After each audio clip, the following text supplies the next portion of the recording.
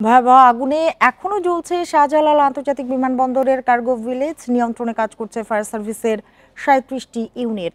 সেই সঙ্গে রয়েছে সেনা, নৌ বিমান ও বিজিবি সদস্যরা। এরই মধ্যে আগুন অনেকটাই নিয়ন্ত্রণে এসেছে বলে জানিয়েছে সিভিল এভিয়েশন কর্তৃপক্ষ। তবে আগুনের লেলিহান শিখা থামেনি এখনো। বিমানবন্দরের আগুনের আরো খবর জানাতে যোগ দিয়েছেন সহকর্মী আদিলুর রহমান। সিভিল এভিয়েশন জানিয়েছে যে আগুন অনেকটাই নিয়ন্ত্রণে এবং ৯টা থেকে যেটি তারা কথা দিয়েছিলেন যে বিমানবন্দরের স্বাভাবিক কার্যক্রম শুরু হয়ে যাবে, সেটি শুরু হয়ে গেছে। আপনি কি দেখতে পাচ্ছেন সরেজমিনে?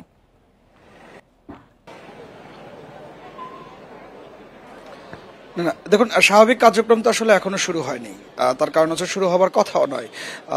সিভিল এভিয়েশন কর্তৃপক্ষ বারবার করে যেটি আসলে আশা করছেন, তারা আশার মধ্যেই আছেন এখন পর্যন্ত, যে এই বুঝি আগুন নিভে যাবে এবং এই বুঝি তারা বিমানবন্দরটি সচল করতে পারবেন। প্রথমে কিন্তু তারা ৬টা পর্যন্ত সময় দিয়েছিলেন, ৬টার পরে সেটি ৩ ঘন্টা বাড়িয়ে ৯টা করেছেন। এরপরে হয়তোবা তারা আরো ৩ ঘন্টা সময় বাড়াবেন। বিমানবন্দর স্বাভাবিক করার জন্য, বিমান ওঠানামা করার জন্য যে পরিবেশ তৈরি দরকার, সেটি এখন পর্যন্ত আমরা আগুনের লেলিহান শিখা যেমন দেখছি, আমার সব যে জায়গাটিতে আসলে জায়গার দৃশ্যটি আসলে দেখাচ্ছে, সেই জায়গায় আমরা কিছুক্ষণ আগেও দেখলাম যে আগুন ছিল না। ফায়ার সার্ভিস কর্মীরা ঠিক এই জায়গাটিতে দাঁড়িয়ে তারা পানি দিয়ে ভেতরের আগুন নেভানোর চেষ্টা করছিলেন। কিছুক্ষণ দেখতে পাচ্ছি যে এখান থেকে লেলিহান শিখা বেরোচ্ছে এবং শুধুমাত্র শিখা নয়, শিখার সঙ্গে আগুনের ফুলকি বাইরে আসছে। অর্থাৎ ফায়ার সার্ভিস কর্মীরা এই জায়গাটিতে দাঁড়িয়ে পানি ব্যবহার করবেন, সেটি করার মতো অবস্থার তারা এই মুহূর্তে আসলে নেই। অর্থাৎ তারা তাপমাত্রার কারণে, ধোঁয়ার কারণে এই জায়গাটিতে পৌঁছতে পারছেন না। কিছুক্ষণ আগেও তারা সেখানটিতে ছিলেন, পরবর্তীতে এই আগুনের মাত্রাটা বেড়ে যাবার কারণে সেখান থেকে তারা সরে এসেছেন, পাশের একটি জায়গায় তারা অবস্থান করছেন এবং তারা চেষ্টা করছেন যে কখন আসলে সেই জায়গাটিতে তারা পৌঁছবেন এবং পৌঁছয়ে পানি দিয়ে আগুনটি আসলে তারা নিভিয়ে ফেলতে পারবেন। আমরা সিভিল এভিয়েশনের পক্ষ থেকে যেটি আসলে তারা বলছেন নিয়ন্ত্রণে বলতে তারা এটি বোঝাচ্ছেন যে এখন যে ওয়্যার হাউসটিতে এই আগুনটি জ্বলছে, এখান থেকে আগুন আর অন্য কোনো ভবনে পাশে ছড়িয়ে যাবার সম্ভাবনা নেই। কিন্তু এই যে আগুন জ্বলছে ফেলা, সেই নিভিয়ে এখন পর্যন্ত তারা ফেলতে পারেননি। ফায়ার সার্ভিস কর্মীরা বেশ খানিকটা দূর থেকে পানি দিয়ে আগুন নেভানোর চেষ্টা করছেন, কিন্তু এই ভবনটির ভেতরে যে প্রবেশ করা, সেই ভবনটির ভেতরে প্রবেশ করা তাদের পক্ষে এখন পর্যন্ত আসলে সম্ভব হচ্ছে না।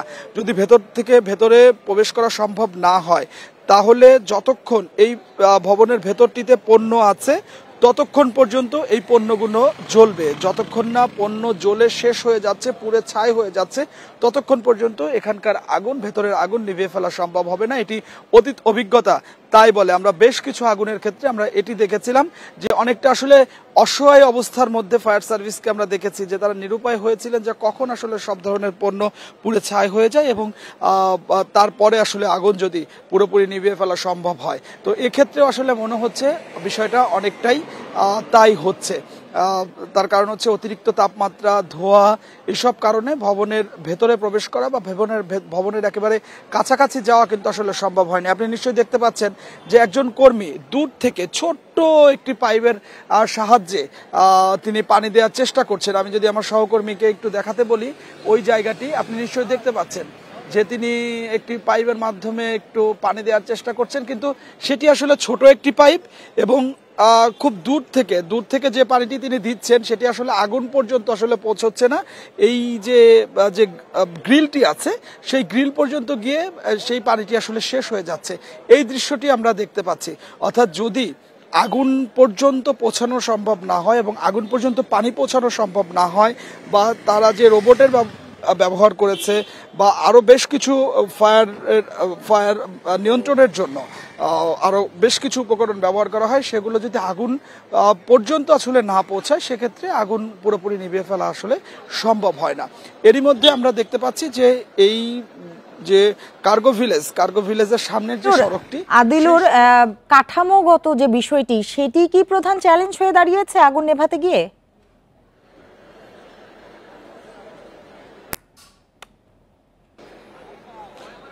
দেখুন, এখানে অনেকগুলো বিষয় আছে। কাঠামোগত একটি চ্যালেঞ্জ তো অবশ্যই আছে, তার পাশাপাশি এখানকার অগ্নি চ্যালেঞ্জ আর কাঠামোগত চ্যালেঞ্জ তো আসলে আছেই। তার কারণ হচ্ছে দেওয়ার যে ব্যবস্থাপনাটি, সেই ব্যবস্থাপনাটি কিন্তু আসলে নেই।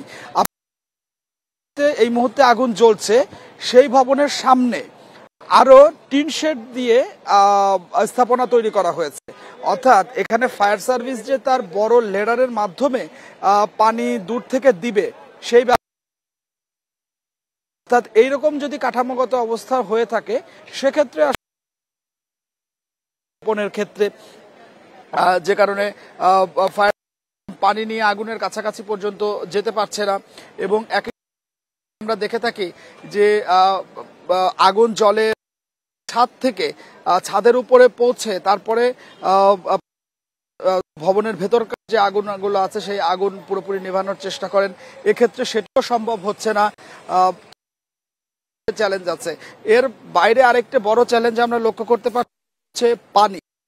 আমরা দেখতে পাচ্ছি যে ওয়াসার ছোট ছোট গাড়িতে করে পানি, সেই পানিগুলো ভেতরে নিয়ে তারপরে দেয়া হচ্ছে। এখন প্রশ্ন উঠেছে যে কাতর একটি জায়গা, যে জায়গায় মানুষের অর্থাৎ এখানকার আমদানিকারক যারা আছেন তারা বলছেন ভেতরে যেন অর্থাৎ অনেক আমদানিকারক তাদের কোটি কোটি টাকার পণ্য এখানে যে আজকে অথবা কালকে অথবা পরশুদিন তারা এই পণ্যগুলো এখান থেকে ছাড় করে নিয়ে যাবেন।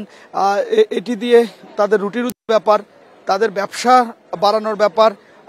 তো বিষয়গুলো আমদানিকারকরা বলছিলেন যে তাদের স্বপ্ন পুরে ছাই হচ্ছে, কিন্তু এখানে তাদের বাইরে থেকে দাঁড়িয়ে তাকিয়ে তাকিয়ে দেখা ছাড়া আর কোনো উপায় নেই। তারা বলছিলেন শুধুমাত্র অব্যবস্থাপনা, অদক্ষতা এবং ব্যর্থতার কারণে তাদের এমন হাজার হাজার কোটি, তাদের কোটি কোটি টাকা, এটির দায় আসলে কে নেবে? এই প্রশ্নটি এখানকার ব্যবসা যাচ্ছে তারা রেখে, তারা বলছেন যে এই যে তাদের ক্ষতি হলো, এই ক্ষতিপূরণটা আসলে তারা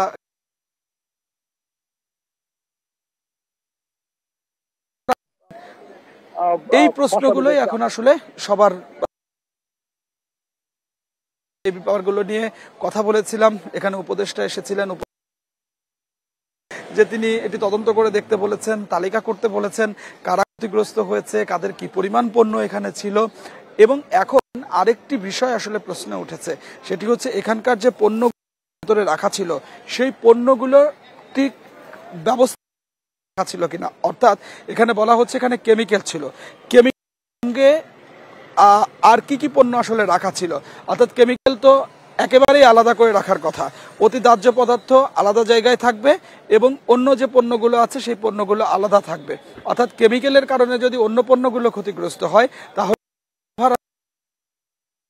যে কার্গো ভিলেজ কর্তৃপক্ষ আছে তাদেরকে নিতে হবে, এমনটা কিন্তু সেই যারা আছেন তারা বলছেন যে এই দায়ভার এই কর্তৃপক্ষকেই আসলে নিতে হবে।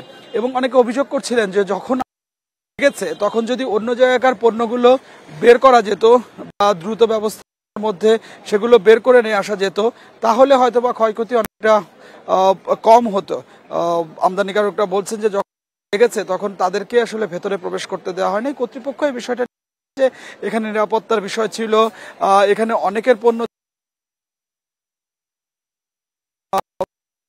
দেখা যাবে যে আগুনের একদিকে আগুন যদি কেউ পণ্য নিয়ে যায় এরকম এক ধরনের সংখ্যা কিন্তু আসলে এখানে ছিল। অর্থাৎ কারণেই এখান থেকে পণ্য সরিয়ে ফেলা সম্ভব হয়নি।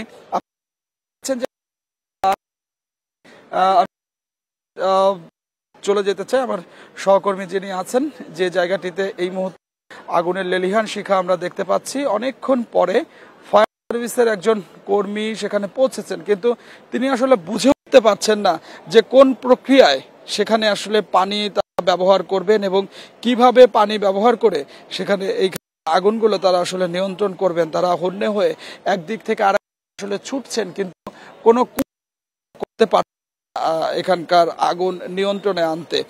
একজন একটা পাইপ পানি দিচ্ছেন কিন্তু সেই পানিটি আসলে আগুন পর্যন্ত পৌঁছানো সম্ভব হচ্ছে না। ফায়ার সার্ভিস কর্মীরা তারা চেষ্টা করে যাচ্ছেন কিন্তু সেই চেষ্টা আসলে তাদের সফল হচ্ছে না, বারবারই তারা ব্যর্থ হচ্ছে আগুন পুরোপুরি নিভিয়ে আনতে। এখনো যে সেই ধোয়ার কুণ্ডুলি কিছুক্ষণ পরপরই বের হচ্ছে, তার সাথে আগুনের যে লেলিহান সেটিও আসলে আমরা লক্ষ্য করতে পারছি। আপনি নিশ্চয়ই যে অর্থাৎ আমাদের যে পাশ থেকে আমরা এখন আপনাকে দেখানোর চেষ্টা করছি আগুনের দৃশ্য, আমি আমার সহকর্মীকে বলবো যে একটু পুরো এরিয়া বা এলাকাটি একটু ক্যামেরার মাধ্যমে বিস্তৃতভাবে দেখানোর জন্য। আপনি নিশ্চয়ই দেখতে পারবেন যে এই আশপাশে আপনি কোনো দমকল বাহিনীকে দেখতে পাবেন না, কোনো দমকল বাহিনীর কর্মীকে আপনি দেখতে পারবেন না যারা পানি দিচ্ছেন নিয়ন্ত্রণে আনার জন্য। অর্থাৎ এই অংশ দিয়ে কোনো না বড় যেখানে বেশ কিছু স্থাপনা আছে, যে স্থাপনাগুলোর কারণে এখানে সরাসরি পানির গাড়ি নিয়ে যাওয়া সম্ভব হচ্ছে না, পাইপগুলো যে উপরে উঠিয়ে নিয়ে যাবে সেই পরিস্থিতিটি এখানে আসলে আমরা লক্ষ্য করতে পারছি না। তো যে কারণে এই অংশ পানি দেওয়ার যে কোনো ব্যবস্থাপনা সেই ব্যবস্থাপনাটি লক্ষ্য করতে পারছি না, এবং এটিও কিন্তু আসলে এক ধরনের অব্যবস্থাপনা হিসেবেই গণ্য করা হচ্ছে। যে কেন আসলে এই ধরনের ব্যবস্থাপনা থাকবে, যে কোনো সময় তো আসলে অগ্নিকাণ্ড ঘটনা ঘটতে পারে, তাহলে আগে থেকে কেন আসলে অগ্নি নির্বাপনের যে ব্যবস্থাপনাগুলো সেই ব্যবস্থাপনাগুলো কেন থাকবে না? অগ্নিকাণ্ড হলে ফায়ার সার্ভিসের গাড়ি কিভাবে পৌঁছবে?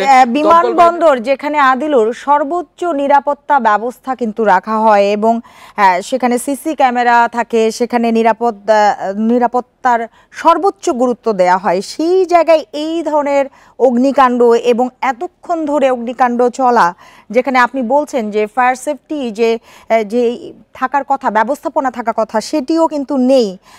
এগুলি নানান কথা আমরা যখন বিশেষজ্ঞদের সাথে কথা বলছিলাম তারাও কিন্তু বলছিলেন যে এগুলি কিন্তু না জনমনে নানান ধরনের প্রশ্নের উদ্রেক করছে।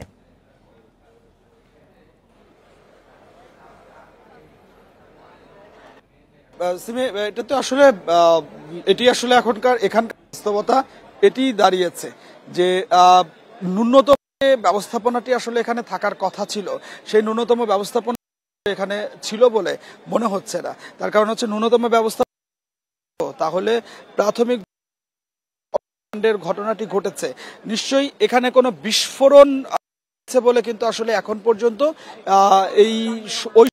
এখানে যারা কর্মীরা কাজ করেছেন বা নিরাপত্তা প্রহরীরা কেউ কাজ করেছেন বা এই আশপাশে যারা দোকানদার ছিলেন কেউ কিন্তু বলেননি যে এখানে কোনো বিস্ফোরণ হয়েছে।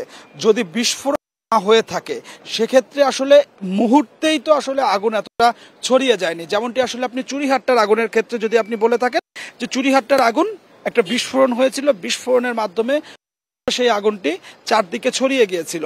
বিএমডিপোর আগুন, সেটি প্রথমে আগুন লেগেছে, সেই আগুনটি পরবর্তীতে বিস্ফোরণের কারণে অনেক বেশি ছড়িয়েছে, কিন্তু এই জায়গাটিতে তো এখন পর্যন্ত কোনো তথ্য কেউ দেননি। তাহলে যে আগুনটি প্রথমে একটা ছোট আগুন ছিল সেই আগুনটি যদি এখানকার ব্যবস্থাপনাটি থাকতো, তার কারণ হচ্ছে যে এখানে এত কোটি কোটি টাকা বললে ভুল, শত শত কোটি টাকা, হাজার কোটি টাকার পণ্য, যেখানে আসলে কেন ফায়ার ফাইটিং এর আলাদা ব্যবস্থাপনা এবং অগ্নি নিরাপত্তা ব্যবস্থাপনাটি আসলে জোরদার থাকবে না, কেন থাকবে না, কেন আসলে ওয়াসার পানির গাড়িতে করে পানি সরবরাহ করতে হবে, কেন পর্যাপ্ত পানির ব্যবস্থাপনা, এই প্রশ্নগুলো কিন্তু উঠেছে। এই প্রশ্নগুলো যখনই উঠছে এই কার্গো ভিলেজের যে কর্তৃপক্ষের যে ব্যর্থতা, কর্তৃপক্ষের যে অব্যবস্থাপনাটি, সেগুলো বিশেষজ্ঞরা যেমন বলছেন সেগুলো কিন্তু আসলে করছি তারাও কিন্তু আসলে দেখতে পাচ্ছি। দেখুন আমরা এখন পর্যন্ত কিন্তু আসলে বেশ অনেক বড় বড় সাক্ষী আসলে হয়েছি, তো প্রত্যেকটি আগুনের ক্ষেত্রেই আমরা যখন লাগে। আদিলুর রহমান, আপনি সাথে থাকুন। এবার চলে যাচ্ছি আমাদের আরেক সহকর্মী আল আমিন হোসেনের কাছে। আল আমিন, আপনি বলবেন যে এই মুহূর্তে আগুনের কি অবস্থা আপনি দেখছেন, কতটা নিয়ন্ত্রণে এসেছে বলে মনে হচ্ছে, আর রাতেই তো বিমানবন্দর চালুর আশ্বাস দিয়েছিলেন, সেটি আসলে কতটা সম্ভব হবে? আপনি যেখানে আছেন সেখান থেকে কি মনে হচ্ছে?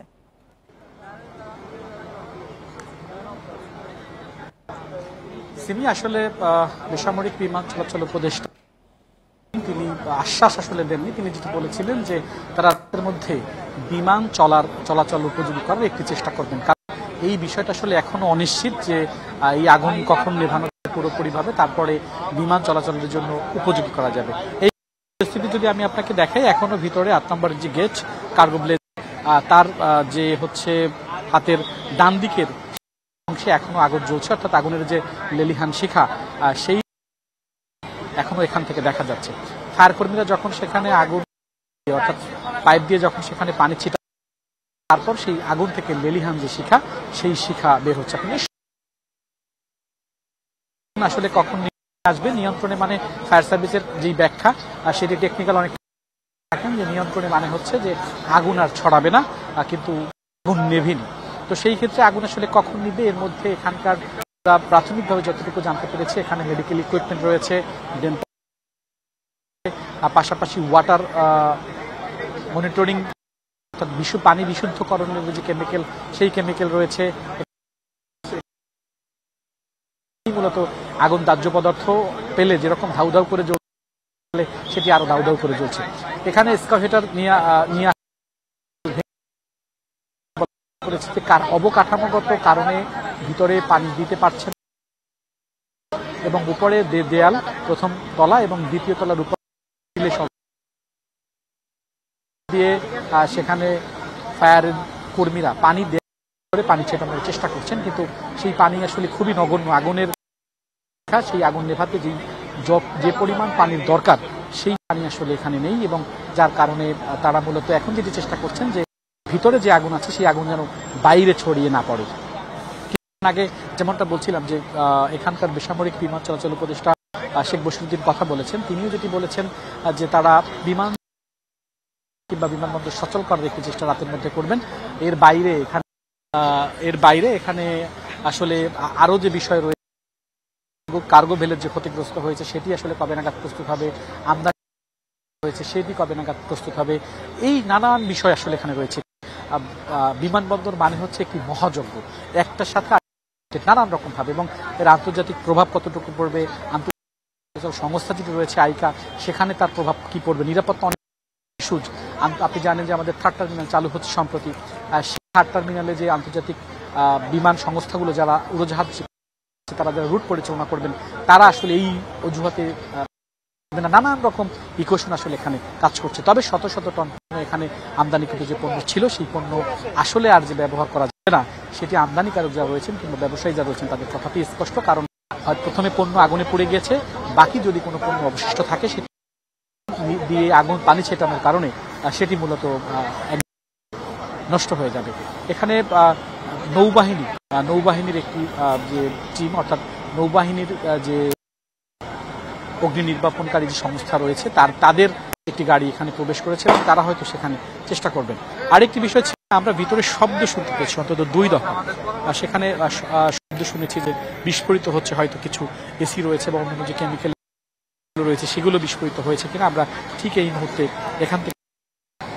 তবে বারবারই যে প্রশ্নটি সামনে আসে সেটি হচ্ছে অবকাঠামোগত কারণেই মূলত এখানে আমরা প্রাথমিকভাবে যেটি দেখছি সেটি হচ্ছে অবকাঠামোগত কারণেই সেখানে পানি ভিতরে দেয়া যাচ্ছে না, দেয়াল ভাঙার আর সেটি এতটাই মজবুত যে দেয়ালও আসলে ভাঙা যাচ্ছে। বিভিন্ন জায়গা থেকে নানান রকম ভাবে চেষ্টা করা হচ্ছে, তবে হচ্ছে যদি সহজভাবে এক কথায় বলা যায় তাহলে হয়তো জ্বলতে তারপর হয়তো আগুন নিবে, এরকম একটি বিষয় এখন পর্যন্ত বলা যায়, যেহেতু প্রায় 7 ঘন্টার বেশি হয়ে গেল এখনো আগুন কোনোভাবেই নেভানো যাচ্ছে না। আর আরেকটি বিষয় সেটি হচ্ছে যে কার্গো ভিলেজেই শুধুমাত্র এটিকে কর্ডন করে রেখে পাঠাচ্ছেন ফায়ার কর্মীরা। বাণিজ্য উপদেষ্টা বেসামরিক বিমান চলাচল যে আমাদের রপ্তানিকারক যে কার্গো ভিলেজ রয়েছে সেটিতে আগুন ছড়ায়নি, এটি অনেক বড় একটা স্বস্তির খবর যে সেটি আসলে এখন পর্যন্ত ছড়ায়নি। আর এখন পর্যন্ত যে 6 ঘন্টা ধরে বিমান চলাচল বন্ধ, আপনি জানেন যে এটি আন্তর্জাতিক বিমানবন্দর মধ্যপ্রাচ্য সহ পৃথিবীর প্রান্তে বাংলাদেশি কিংবা বাংলা ভাষাভাষী মানুষ অথবা নানান মানুষ তারা আসলে গমনাগমন করে থাকেন। সেই ক্ষেত্রে প্রায় 6 ঘন্টা ধরে এটি জানতে পেরেছি যাদের বিমান ক্যান্সেল হয়েছে, ফ্লাইট বাতিল হয়েছে এখন পর্যন্ত বলা যেতে পারে। তবে তার আনুষ্ঠানিক কোনো তথ্য এভিয়েশনের পক্ষ থেকে কিংবা কোনো উড়োজাহাজ কোম্পানি বা উড়োজাহাজ সংস্থা আমাদের জানায়নি। তাদেরকে আমরা যতটুকু শুনেছি যে সমস্ত যাত্রীরা আসছেন হোটেলে নিয়ে যাওয়া হয়েছে। তবে শঙ্কার বিষয় হচ্ছে যারা ট্রানজিট। আলামিন, আপনি সাথেই থাকুন, পরবর্তীতে নিশ্চয়ই আবারও আপনার সঙ্গে যোগাযোগ করব।